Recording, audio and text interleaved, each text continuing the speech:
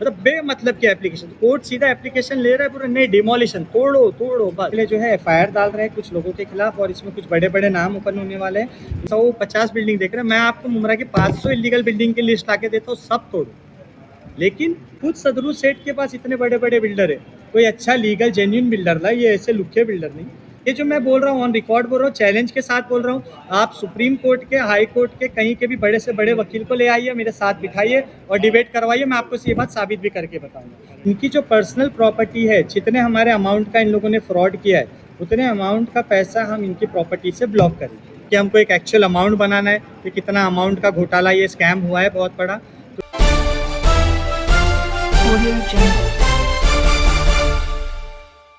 मैं इतना ही कहना चाहूँगा कि ये सदरू कंपाउंड के जो लोग हैं, तो ये सदरू कंपाउंड के जो लोग हैं, उन लोगों का घर टूटा है और उनका घर टूटने के बाद उनको इलीगल बोल के और उनका उस घर पे कोई हक नहीं है बोलकर कोई प्रॉपरली सपोर्ट नहीं कर रहा है, ना कोई नेता, अभिनेता, नगर सेवक, आमदार, खासदार, कोई इनकी मदद करने के लिए नहीं आ रहा है। और ऐसा नहीं है कि लोगों के पास सोल्यूशन नहीं है, बहुत सारे सोल्यूशन है, बहुत सारे रास्ते हैं इनका घर देने के लिए। यहाँ तक कि जो लैंड मालिक है, उनके पास इतना पैसा पड़ा हुआ है कि वो ज़मीन अगर वो छोड़ देंगे उनके नाम पर तो उनको भी कुछ फ़र्क नहीं पड़ेगा, समुंदर से एक बाल्टी निकालने से मतलब बराबर। पर प्रॉब्लम ये है कि किसी की नीयत ही नहीं है इनकी मदद करने की। जैसा अभी चाचा ने बताया है, उलमा लोग इलेक्शन के टाइम वोट के लिए पहुँच जाते हैं स्टेज पर, मुशायरे में वाह वाह करने के लिए पहुँच जाते हैं, लेकिन मैंने भी अभी इतने दिनों से कोई मस्जिद में ऐसा ऐलान नहीं सुना कि वहाँ लोगों की बिल्डिंग टूट रही है।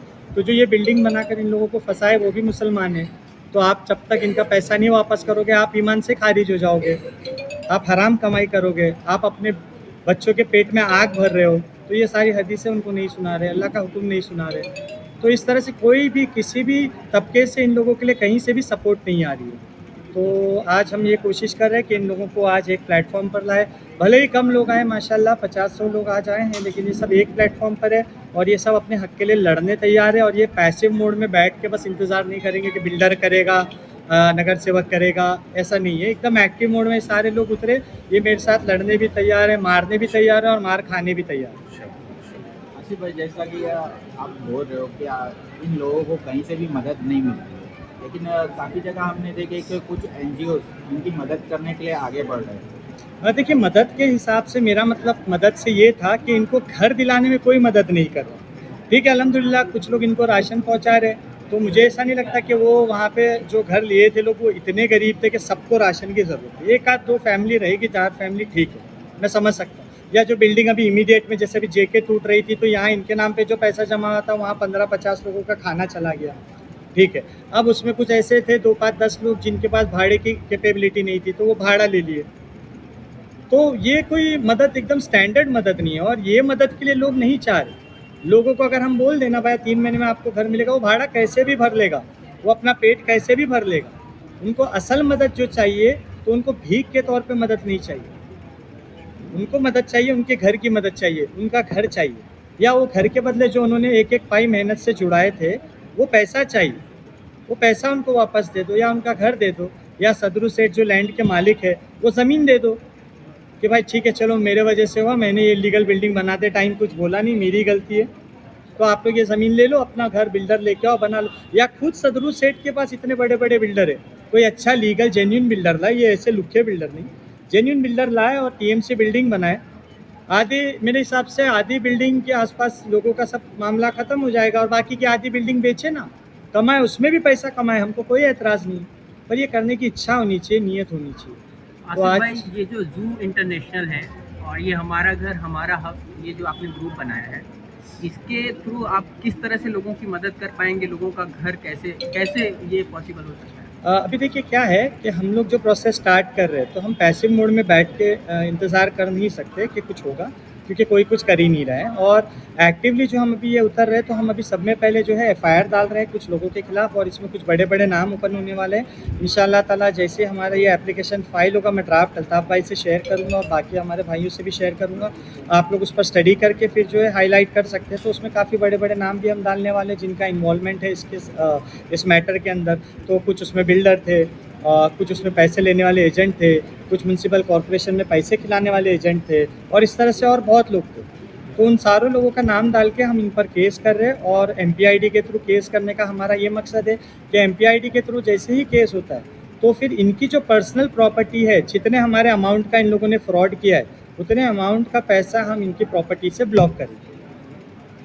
चाहे उनकी गाड़ी ब्लॉक हो, उनका घर ब्लॉक हो, उनकी ज़मीनें ब्लॉक हो, तो वो ब्लॉक करेंगे। अब भले कोर्ट का फैसला 1 साल में, 2 साल में, 5 साल में आता है, उसके बाद मिलेगा, ऐसा इन लोगों को लगता है कि बहुत टाइम लग जाएगा, पर उसका कुछ क्विक रिजोल्यूशन भी होता है, कुछ क्विक तरीके भी होते हैं इंशाल्लाह ताला।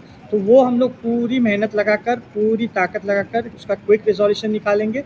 और कम से कम तब तक हमको एक ये तो सुकून रहेगा कि भाई हमारे नाम का पैसा ब्लॉक तो हो गया। क्योंकि अभी तो ऐसा सब खा रहे, अब इतना खा लिए फिर भी सब्र नहीं है। आज भी हमारे से बोल रहे भाई 2000 रुपये दो, ये ज़ेरॉक्स निकालना है, ये एप्लीकेशन बनाना है, 5000 दो, एकनाथ शिंदे के बंगले पे जाना है, और ऐसा एक्चुअल में हो रहा है। अब आप बोलोगे नाम लेके बताओ और ऐसा कर, तो देखो वो सब मेरा काम नहीं है कि दूसरे पे कीचड़ उछालो और अपने ऊपर भी वो कीचड़ उछाल के लो बस। लेकिन ये मैं लोगों को आगाह करने के लिए समझा रहा हूँ कि ऐसा भी लोग कर रहे हैं, तो इनका ईमान कहाँ गया। और ख़ास करके मुसलमान अपने मुमरा के, ये कोई बाहर से भी नहीं आ रहे, तो ये मुसलमान भी है। यानी मुझे तो एकदम मतलब शौक हो गया मैं, मतलब कैसा इनकी नीयत ही कैसी हो सकती है। अभी आप ही सोचो कि मेरा घर टूट गया, मैं घर से बेघर हूँ, मैं परेशान हूँ, हाँ, और आप मेरे पास आ रहे हो भाई 2000 रुपये दो, 5000 रुपये दो, ज़ेरॉक्स के लिए पैसा दो। मतलब क्या हो गया ये मुसलमानों को। तो ये मुसलमान के रूप में बहरूपिये है, ये मुनाफिक लोग हैं। तो इन लोगों से बचो, ऐसे झोला छाप लोगों से बचो, और जो आपके लिए हक से आवाज़ उठा के लड़ रहा है उसका साथ दो। और आप लोग भी आओ, लोगों से लड़ो, अपने हक के लिए लड़ो, लड़ोगे नहीं तो कुछ नहीं होगा। आसिफ भाई, जैसा कि ये पूरी कार्रवाई जो हुई है वो सुप्रीम हाई कोर्ट के ऑर्डर पे हुई है, ठीक है, तो क्या आपके एफआईआर करने से ये सॉल्व हो सकता है या फिर आप पिटीशन दायर करेंगे सुप्रीम कोर्ट में? देखिए कैसा है, अभी हाई कोर्ट का जो ऑर्डर हुआ है, तो ये बहुत आपने अच्छा सवाल पूछा लीगल टर्म्स पे, तो इसमें मैं थोड़ा सा एक्सप्लेनेशन दे दूँ। हाई कोर्ट का जो ऑर्डर हुआ है ना, तो बेसिकली हाई कोर्ट ने ये नहीं देखा वो लैंड किसकी है, क्या मुद्दा है, नहीं है। सिर्फ हाई कोर्ट को गुमराह करके आधी अधूरी बात बता के सिर्फ इतना बताया गया कि ये इलीगल बिल्डिंग, बस। हाई कोर्ट ने अपने कोर्ट ऑफिसर भेजे, कोर्ट ऑफिसर आए, उन्होंने देखा हाँ इलीगल बिल्डिंग, हाई कोर्ट ने बोला तोड़। और जो इस तरह की इलीगल बिल्डिंगों में घर लेते हैं तो वो खुद लालची है, ये हाई कोर्ट बोला। लेकिन क्या हाई कोर्ट को इन लोगों के एडवोकेट ने ये बताया कि ये जो लोग हैं ये लालची नहीं है, ये लालची नहीं है, ये नॉलेज नहीं रखते, इनको मालूमात नहीं है। क्यों नहीं बताया हाई कोर्ट को? क्यों नहीं बताया कि जब ग्राउंड फ्लोर से बिल्डिंग बनना शुरू हुई तो हर म्यूनसिपालिटी कॉरपोरेशन में एक बीट मार्शल रहता है, जैसा पुलिस का बीट मार्शल रहता है वैसा म्यूनसिपालिटी का बीट मार्शल रहता है। तो वो इतनी बड़ी बिल्डिंग बन गई, उसको कभी दिखी नहीं, उसने कभी कंप्लेंट किया नहीं। तो फिर वो जो आदमी पाई जोड़ के मेहनत से अपना पेट काट के, अपने बच्चों की फरमाइशें ख्वाहिशों को काट के मार के पैसा जमा करके ये घर लिया, तो वो लालची है। वो लालची है कि ये कुत्ते लालची है जिनका काम था ये इलीगल बिल्डिंग नहीं बनने देना। ये लालची ना, इनको पता था कि 2022 से जब मैटर चल रहा है इस पर 2 बिल्डिंग तोड़ने का ऑर्डर आया, वो भी हाईकोर्ट को झूठा बता दिए, तोड़ दिया और तोड़ा नहीं, सब पता था ना, तब सो रहे थे, तब तो उसकी आवाज़ उठाई नहीं। अब आवाज़ उठाने जा रहे हो 2 बिल्डिंग की, और 8-8 बिल्डिंग और बना के लोगों को और फंसा दिए। तो ये हाई कोर्ट का जो ऑर्डर है, तो हाई कोर्ट का ऑर्डर सिर्फ आधी बात पर है, अब आधी बात उनको बताना पड़ेगा। इंशाल्लाह हम कोशिश कर रहे हैं कि उसमें हम इंटरवीन करेंगे। हाई कोर्ट को भी अंधेरे में रखा गया। हाँ बिल्कुल, और आज भी रखा जा रहा है। आप देखोगे तो मेरे पास वो एफिडेविट की कॉपी तक आ रही है जिसमें म्यूनसिपालिटी कॉरपोरेशन वालों ने वो एफिडेविट सबमिट किया है, और सबमिट करने के बाद उसमें ये लिखा है कि हम लोगों ने एक पब्लिक ग्रीवेंस ऑफिसर असाइन कर दिया है, और जितने लोगों के घर टूट रहे उनको लीगल घर ढूंढने में मदद कर रहे हैं। अब आप बताइए, आप लोग कितने दिन से ये कवरेज कर रहे हो? कम से कम 2 से 4 महीना हो गया। आपने एक भी ऐसे घर वाला देखे जिसके पास कोई पब्लिक ग्रीवेंस ऑफिसर आया म्यूनसिपालिटी से और उनको लीगल घर ढूंढने में मदद कर रहा है? तो ये साफ बात, मतलब ये कोर्ट को झूठ बोल रहे। तो क्या इनके ये बड़े बड़े वकील है आदिल मोदी जी, जो इतने भाषण दे रहे हैं आजकल आके, जिन्होंने घर तोड़वा दिए, तो क्या इनका काम नहीं था वहाँ कोर्ट में बताना कि सर आप कोर्ट तोड़ने का ऑर्डर तो दीजिए, मेरी पार्टी है, मेरा क्लाइंट है, तो वो उनकी ज़मीन है, हक है उनका, ठीक है, आप तोड़ने का ऑर्डर दीजिए। लेकिन जो ये रह रहे, इनका क्या? इनको रिहेबिलिटेट करना भी सरकार का काम है, उनकी गलती है।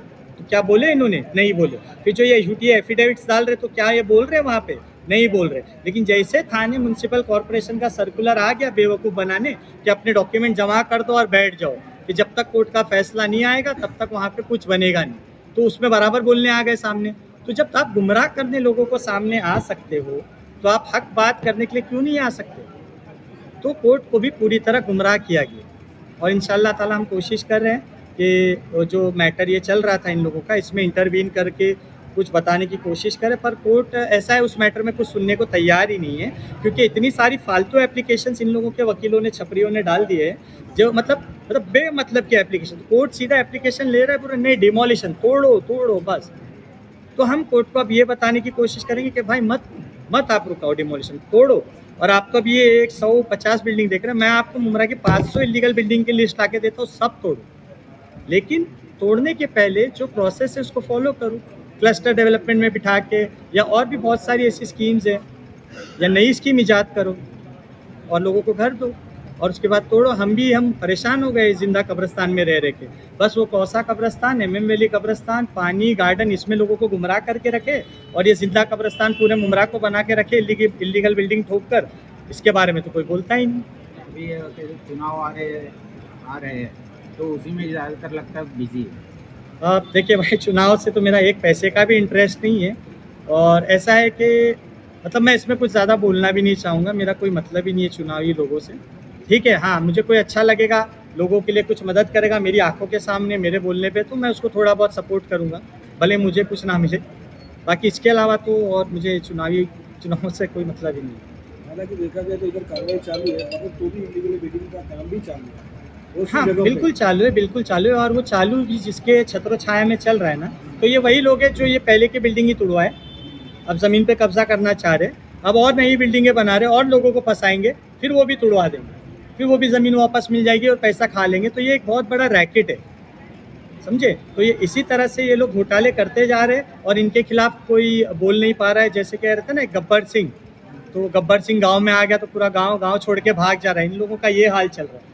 तो इंशाअल्लाह ताला अल्लाह ताला ने इस खाकसार को इतनी हिम्मत दी और नीयत दी कि यार कोशिश करें इनके खिलाफ खड़े रहे, भले ही खड़े होने के पहले गोली लग जाए मर जाए वो अलग बात है, लेकिन खड़े होने की हिम्मत तो करे। शायद ये देख के तो मेरे मुसलमान भाई जाग जाए मुमरा के कि ये क्या हो रहा है हमारे साथ, ये किस तरह का खेल चल रहा है। छोटे छोटे मुद्दों के ऊपर हमारे साथ खेल के बड़े बड़े मुद्दे, हमारी स्कीमों के पैसे, हमारे घर के पैसे, हमारे डॉक्यूमेंटों के पैसे और हर चीज़ ये खा गए। यहाँ तक कि प्रधानमंत्री आवास योजना में ये तक लिखा गया है कि जो इलीगल डाइलिपिटेड बिल्डिंग्स है, और यहाँ तक कि जैसे स्लम वगैरह, आज़ाद नगर वगैरह अपने यहाँ है, शिवाजी नगर है, ऐसे बहुत सारे एरिए, तो इन लोगों को फ्री में पूरा घर गवर्नमेंट बना के देगी उस योजना के हिसाब से। पर कोई फाइल पुटअप तो करे, कोई आगे जाके बात तो करे, और वो बात करने के लिए हम चुने हैं हमारे इतने महान नगर सेवक, आमदार, खासदार, वो क्यों बोलेंगे हमारे लिए? उनको तो मालूम है कि ये बेवकूफ़ों को तो पता ही नहीं है कि इनका हक क्या है। 6 महीने में एक बार गटर साफ कर देंगे, इनको लगेगा अरे कितना बड़ा काम किया। 4 महीने में एक बार जाके गली में झाड़ू मार देंगे, लगेगा बहुत बड़ा काम किया। तो ये बड़ा काम नहीं, ये हमारा हक है। हमारे घर के पास, हमारी गली में, हमारे मोहल्ले में, हमारी बिल्डिंग में रोज़ झाड़ू लगनी चाहिए, हमारे गटर हर हफ्ते में साफ़ होनी चाहिए, ये हमारा हक है। अब एक एग्जाम्पल के तौर पे मैं समझा दूँ, अभी आपको मैं महीने में एक बार आता हूँ और 1000 रुपये दे के जाता हूँ हर महीने में, आपको कैसा लगेगा? बहुत अच्छा लगेगा। लेकिन अचानक आपको अगर बाद में मालूम पड़ेगा कि अरे हमारे नाम से तो इसको 10,000 रुपया मिल रहा था, तब आपको कैसे लगेगा? तो आपका एक एक रूम, एक एक फैमिली का परिवार, आपके दोस्त, इसे सब मिलकर मुझे एक साथ गाली दे। तो ये आज हमारे साथ वैसे ही हो रहा है। हमको बस 1000 रुपये दिखा दे रहे हैं, लोग खुश, अरे 1000 रुपये, लेकिन ये नहीं पता है हमारे नाम से 10,000 नहीं, लाखों करोड़ों रुपए ये लोग उठा रहे हैं। तो इसके लिए अवेयरनेस जगाना ज़रूरी है, और इंशाल्लाह ताला मैं ये सब करना नहीं चाहता था, अब मुझे उतरना पड़ा कुछ मजबूरी की वजह से, और इंशाल्लाह अब मैं उतरा हूँ तो अब धीरे धीरे जैसे ये हमारे भाई बहन आज आए मुझे सपोर्ट करने, जैसे सपोर्ट मिलता रहेगा मैं आगे बढ़ता रहूँगा और हर मुद्दे पर उतरूँगा। और हर मुद्दे पे सिर्फ उतर के बोल वचन दे के गायब नहीं हो जाऊँगा, प्रैक्टिकली उतर के इस तरह से 10-20 लोगों का ग्रुप बना के पेपर वर्क, डॉक्यूमेंटेशन या जो चीज़ करना है वो करूँगा। लोगों का यही सवाल है कि आज ये अभी मेहनत चालू की है, ऐसा ना हो कि कब टाइम आए, नेक टाइम, उस टाइम पे आपका वो ये मेहनत करना। हाँ, तो मैं वही बता रहा हूँ ना, जैसे आप बता रहे, मेरा जाने का एक ही ऑप्शन है, मैं मर जाऊँगा। अगर मैं मर गया तो ही मैं ये मुद्दे से हटूँगा, नहीं तो इंशाल्लाह ताला मैं हटूँगा। ये मुहिम जो आपने स्टार्ट की है, इसके लिए क्या डॉक्यूमेंटेशन वगैरह लगेंगे? जो पीड़ित परिवार है उनका क्या डॉक्यूमेंट लगेगा बिल्डिंग? जितने भी पीड़ित परिवार है सदर कंपाउंड के, तो उनसे हमको कोई डॉक्यूमेंटेशन की ज़रूरत नहीं है, सिर्फ उनके कुछ डिटेल्स चाहिए थे वो डिटेल्स हमने कलेक्ट कर लिए और अभी वो वेरिफिकेशन ही चल रहा है। तो किसने एग्रीमेंट का फ़ोटो लाया है, ज़ेरोक्स लाया है, तो वो सब चेक करके हम लोग चेक करें, सारी डिटेल्स हमारे पास बराबर आ गई है। क्योंकि हमको एक एक्चुअल अमाउंट बनाना है कि कितना अमाउंट का घोटाला ये स्कैम हुआ है बहुत बड़ा। तो ये हम अमाउंट बना रहे हैं और उसके बाद में फिर हमको इनकी सिग्नेचर्स लगेगी, बस और कोई डॉक्यूमेंटेशन की ज़रूरत भाई है। देखा जाए तो कार्रवाई सदरू कंपाउंड में ही खाली नहीं हुई है, एवी की कंपाउंड में भी हुई है। उन लोगों को क्यों ऐसा अलग कर किया गया? नहीं नहीं, मैं किसी को अलग नहीं कर रहा हूँ। मैं तो एवी के वालों के साथ हूँ, सदरू के साथ हूँ, जेके एनक्लेव के साथ हूँ, दीवा वालों के साथ हूँ, डोंबिवली के साथ हूँ, बॉम्बे वालों के साथ हूँ, हर किसी के साथ हूँ। लेकिन ये खुद लोग भी तो उठ के आना चाहिए, भाई हमारी मदद करो या हमारे लिए लड़ो। अब वो घर बैठे रहेंगे और हिम्मत नहीं करेंगे। अब एवीके का ऐसा मसला है, बिल्डरों ने तो साफ धमकी दिया, आप कहीं भी जाके अगर जेरोक्स दिए तो आपको हम पैसा नहीं देंगे। मतलब ऐसा रुबाब से बोल रहे जैसे कि अभी इनको कल ही पैसा देने वाले। तो अब वो घर वालों को हिम्मत करना पड़ेगा, उनको समझना पड़ेगा कि हमको बेवकूफ़ बनाया जा रहा है, हमको कोई एक्टिविटी नहीं करनी जा रही। क्योंकि एक लिमिटेशन होता है, आपको पता है लिमिटेशन एक्ट, हर चीज़ का एक लिमिटेशन एक्ट होता है। अभी अगर मान लीजिए इनका घर टूटा और ये कुछ पीरियड तक इन्होंने कहीं पे कोई पेपर नहीं डाला, कुछ कार्रवाई नहीं की, 6 महीने, साल भर, 1 साल के बाद उठेंगे और कार्रवाई करने जाएंगे तो कोर्ट क्या बोलेगा, आपने तभी क्यों नहीं किया, अब हम आपकी एप्लीकेशन खारिज कर रहे हैं। तो ये चीज़ का नॉलेज उनको देगा कौन? अब इनके पास तो इतने बड़े बड़े वकील हैं कि मतलब ये लोग दूसरों को कुछ समझते ही नहीं। तो अब इनको कौन ये चीज़ समझाए? और ये जो मैं बोल रहा हूँ, ऑन रिकॉर्ड बोल रहा हूँ, चैलेंज के साथ बोल रहा हूँ, आप सुप्रीम कोर्ट के, हाई कोर्ट के, कहीं के भी बड़े से बड़े वकील को ले आइए, मेरे साथ बिठाइए और डिबेट करवाइए, मैं आपको ये बात साबित भी करके बताऊंगा। तो ये सिर्फ गुमराह करने के लिए लोगों को बहकाया जा रहा है। तो अब जब वो लोग सपोर्ट करना ही नहीं चाहते, आना नहीं चाहते, तो मैं फिर उनके लिए कुछ नहीं कर सकता। और इंशाल्लाह एवीके वाले अगर आते और जैसे दूसरे लोग अगर आते तो उनका भी हम ज़रूर साथ देंगे और जो भी लीगल प्रोसेस हमारी तरफ से हो पाएगा हम करके उनको उनका हक दिलाएंगे इंशाल्लाह। आसिफ भाई, तो आपने बोला कि अमाउंट का हम लोग मालूमात करेंगे कितना अमाउंट है, तो जो ऑनर है रूम का उसका ही अमाउंट का हिसाब किताब लिया जाएगा, जो हेवी डिपॉजिट में रूम लिया है उसका क्या होगा? हाँ, बेसिकली अभी तो हम लोग सिर्फ फ्लैट ओनर के लिए काम कर रहे हैं, क्योंकि जो फ्लैट ओनर है उन लोगों ने पैसा ये बिल्डरों को दिया है, जो लैंडलॉर्ड तक गया है और ये पूरी चेन तक गया है। तो हम ये चेन को पहले टारगेट कर रहे हैं। तो ये जो हम हर बिल्डिंग वाइज अमाउंट बना रहे हैं, इससे क्या होगा, अमाउंट बड़ा होगा तो एक इकोनॉमिक ऑफेंस विंग होती है, जिधर पे इकोनॉमिक मैटर को जो है थाने क्राइम ब्रांच से उसको ऑपरेट किया जाता है, सॉल्व किया जाता है, इन्वेस्टिगेशन किया जाता है। तो वहाँ बताने के लिए हम ये लिस्ट बना रहे हैं, ताकि जितना बड़ा हमारा अमाउंट होगा उतनी फास्ट हम कार्रवाई की डिमांड करेंगे और उतना बड़ा स्कैम हम ओपन करेंगे इंशाल्लाह। चलिए, शुक्रिया, बहुत बहुत शुक्रिया।